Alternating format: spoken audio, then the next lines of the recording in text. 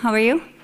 Okay, good. Okay, I'm going to talk to you about this European project that we run at CÚRAM, and it's to cure heart disease. And if you think about it, all of us know someone who has had a heart attack or some other sort of cardiovascular disease. Cardiovascular disease is the #1 killer in the world. Okay, for example, my grandfather, he died of a heart attack a week before he was due to begin chemo for his lung cancer. We were delighted, of course, because then he didn't have to go through the chemo, but the fact is, he didn't die of the cancer, he died of the heart disease. Okay, so it's very common, #1 killer. And this project that we run with the EU, it's very unique.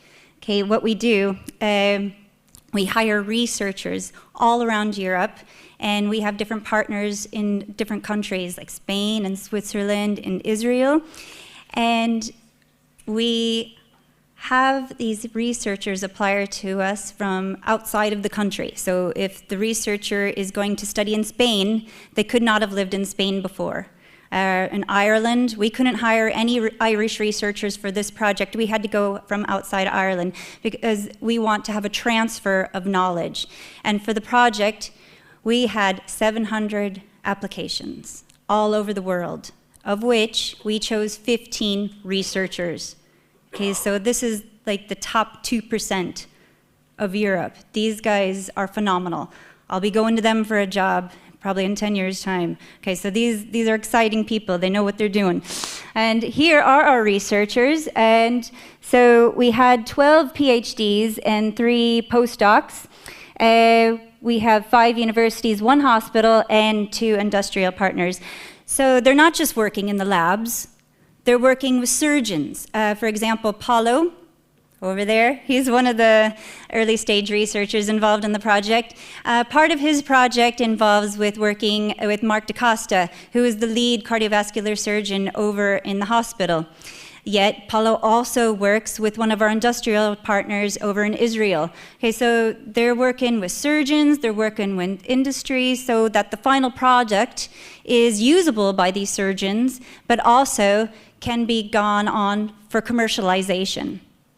Okay, so the goal of this project is to develop a novel biomaterial-based therapeutic device for the treatment of ischemic diseases, of which includes heart disease.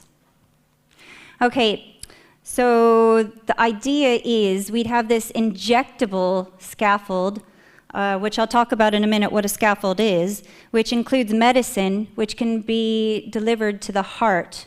Okay, and this scaffold, with the medicine, will grow new blood vessels and decrease inflammation that occurs with a heart attack or heart disease. Okay, so in order to understand what a biomaterial is or what a scaffold is, I have some samples up here in the celebrations container. You're welcome to come down and have a look at them at the end. Just have a look, and there's all sorts of different things. I'm going to go over to the different mic now. So in all the projects that we're talking about today, they all use the use of a biomaterial. Okay, so you probably never heard of a biomaterial before or what a scaffold is. So a scaffold is just a term for a fancy plaster, okay? But we can do all sorts of things with them. So they can take the form of 4 main types. You can have a sponge, mesh, which you would typically think of as a plaster, mesh over in this corner here, or you can have fibers, or you can have gels. And so I have some samples down here. So this would be your typical mesh. Okay, you can see here. So what we do is we make the material or the mesh how we think is best, and then we give it to the surgeons, and they practice with it, and they come back to us, and they tell us how we can make it better. So you can see here, this mesh has blue lines, okay? And that's because the surgeons came back to us and said, hey, we want some blue lines, okay? So we're going back and forth and back and forth.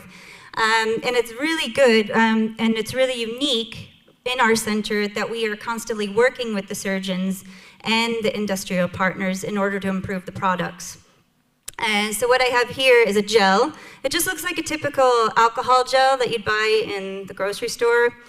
Okay, but this is actually made from silk of a butterfly cocoon. And this is the type of form that we're going to be using for the AngioMatTrain project, in which we've already developed. And then what we have down here is another one. You can't really see it, but you can hear it. It's a titanium scaffold, and it kind of just looks like a chunk of metal. Okay, so these scaffolds can take many different forms, and there's two main types of materials they can be made out of. You can have natural and you can have synthetic. Okay, so synthetic scaffolds are man-made material scaffolds, and you probably know someone with a hip implant or a knee replacement, and these would typically be made of synthetic materials, the metals or the plastics. And a good thing about them is that they're really easy to make. You have complete control over them. For example, you can determine, okay, I want 300 holes, I want them 10 nanometers in size, I want them to be spaced this much apart, okay? We can do whatever we want with them. But the bad thing about this is sometimes the body doesn't like them very much, okay? Another good example of this was the titanium scaffold, synthetic scaffolds. So the titanium is an example of a synthetic material. And natural materials, these are interesting. They can be made from materials in nature and produced by the cells. And things you wouldn't expect to be possible as a natural material can be found everywhere. Okay, so you can find algae from the ocean, for example. They create these beautiful little structures called diatoms, which can be used for drug delivery in these biomaterials. You never expect algae could be a biomaterial. It's like that about a lot of different things that we use in our laboratory. Shells from crabs and prawns, alginate from seaweed, silk from the butterfly cocoon, like that test tube that I had here, goes to make these gel-like materials. The good thing about these natural materials is the body really likes them because they are natural. Bad thing about them, we can't completely control how they're made. We can't go up to the algae and say, hey, I want 100 holes, I want them 20 nanometers, you know? So we don't have as much control over how they're made. So the scaffolds, there's a lot of different things we can do to these scaffolds to make the body like them. So we can add some cells, like stem cells is a common thing that we add to the scaffolds in our laboratory. So the idea behind this is you have your patient, okay, for example, our heart disease patient, and you do a biopsy, and you take some cells out of the patient itself, and then you grow them in the laboratory. So that biopsy turns into millions and billions of cells. And then you can take those cells and add them directly to the scaffold or the fancy plaster that you intend to put into the patient's body. Okay? And the idea behind this is because the patient's own cells are on the scaffold, the patient's body is going to recognize that scaffold as part of their own, and they're not going to have an immune response. So less immune response, less immunosuppressants, less cost to the patient and to the country. Another thing we can add to these scaffolds is medicine, and medicine can be added to do many number of different things. And so the main things that medicine can do, they can cause the cells to proliferate, differentiate, migrate, and to produce angiogenesis, which is a big part of our AngioMatTrain project. So proliferation just means that the cells that are originally there, they just make more and more and more cells, they replicate. Differentiate, that's very important. You can add medicine to make sure that the cells turn into the cells that you want it to. For example, heart cells, you want them to behave like heart cells. You don't want them to turn into brain cells. Okay, so you need to add some medicine to make sure these cells are behaving the way you want them to. And also, you want the cells to migrate. Okay, Okay, cells are not just stationary objects. They crawl around. They're like little worms. Okay, so you want medicine to be added to your scaffold, which is on your heart, so surrounding cells kind of crawl into it, embed itself into it. The more cells you have, the more tissue formation that forms, and the more healthy tissue is created on top of the damaged heart. You can also add medicine, and this is very important in our project, for angiogenesis. Angiogenesis is the creation of new blood cells. Okay, the more blood cells you are blood vessels that you have growing within your scaffold, blood carries oxygen and nutrients. Okay, so it's going to be able to supply the scaffold with the nutrients and oxygen that's necessary to create new healthy tissue grow. Okay. So, very important to add some medicine to these scaffolds. And another thing that is very important to part of the project, we don't just focus on the science. The science is very important, but we have other goals as well, and one is for public engagement. Okay, so we have pictures here of our ESRs. A lot of them go out to schools to educate the kids about what a heart does and how a heart attack happens and what we do to fix damaged heart tissues. And we go to secondary schools. We participate in researcher events. And also we participate in networking events hosted by SFI and other industrial partners. And an important project that we're currently putting together is to partner with CRE, which is a charity for heart diseased patients. And this is going to be a really interesting project because we'll have access to patient groups. And a problem with a lot of these patients who have had heart disease, they just don't have much time to spend with their doctors. They really aren't educated properly. For example, I think only 15% of heart disease patients take their medicine.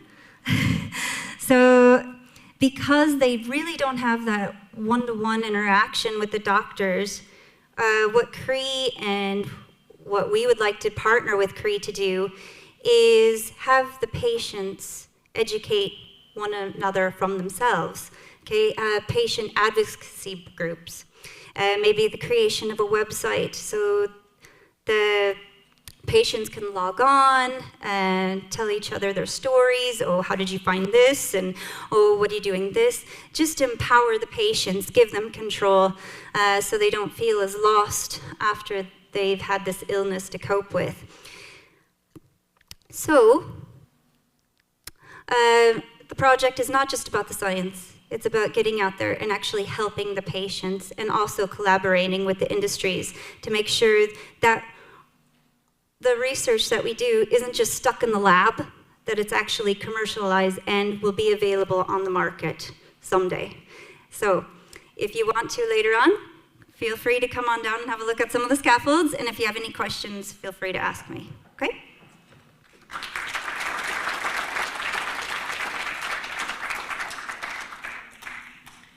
Thanks, Sarah. If anybody does have any questions, we will have a question and answer period just a little later. But is there anything at the moment that people want to ask or anything that's unclear, or should we pass the microphone up to you?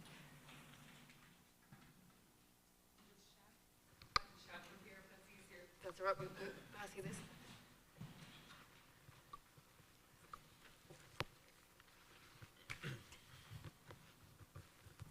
That was a long trip. I'm not sure my question is worth it. Just a question for Sarah with regard to the scaffolds. Are these also biodegradable over time, or are they long-lasting? Do you envisage that these scaffolds would have to be replaced after maybe 20, 30 years in vivo? Well, that's the great part of scaffolds. You can make them biodegrade within a certain amount of time, or if you want them to stay in place, you can make them to stay in place. So you really have... you can really design them however you want. Yeah, I guess I was thinking from a patient perspective, obviously you want to minimize invasive procedures. So long term, I presume the goal would be to have a one-off implantable that would then have cell proliferation and angiogenesis so that you repair and reconstruct tissue.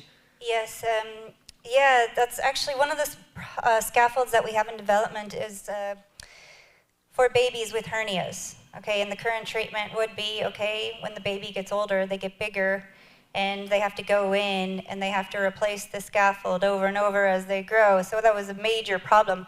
So what we did develop a biodegradable scaffold. The baby only has to go and undergo surgery one time in their life because the scaffold degrades. So you're absolutely right, and that's one thing that we focus on, is using a biodegradable material to reduce the number of surgeries. So. Okay, and just a follow-up, if I may, in terms of your target site for these scaffolds, are you looking at specific areas in the heart, in the chambers or the atria, or within the vessels themselves? And is the method of delivery through arterial, let's say like an angioplasty effectively, and in the way you'd insert a stent? Well, this material would be in the wall of the heart. This is to focus on damaged cardiomyocytes that are in the heart of the wall. Yeah, we wouldn't really be focusing on the blood vessels themselves. Is that what you meant? Yes, yeah, thank okay. you. Okay. To whom do I return the mic? Next question. You can just pass it down to the front if you like. Okay. Okay, this is weird. I just wanted to ask how sort of novel or specific, or what is it that's novel about the research that you're doing as compared to the other players in that space, you know, kind of internationally? Is there anything specific with regard to kind of research that you guys are carrying out in this particular area that sort of differentiates you, like from sort of the other people in this particular sector? Well, there's lots. First of all, the gel that we use to inject into the heart, it's novel in itself, how it's made. Okay, it's elastin-like polymer. Okay, so the material is made in Spain, and it's uniquely made. The process is unique. And so the material is novel in itself. It's never been used before. And then they ship it to us over in Galway. And Abby has a patent on this nanoparticles that we embed into the material. And so the nanoparticles are unique as well. And we fill those nanoparticles with the medicine, okay? And then we put it into the patient. Long term, eventually, okay? And as the elastin breaks down, then the medicine and the nanoparticles is released into the damaged tissue area. So everything is unique, and the injectability, the material, the nanoparticle design, so the few different things. Okay, we're just at 12:15.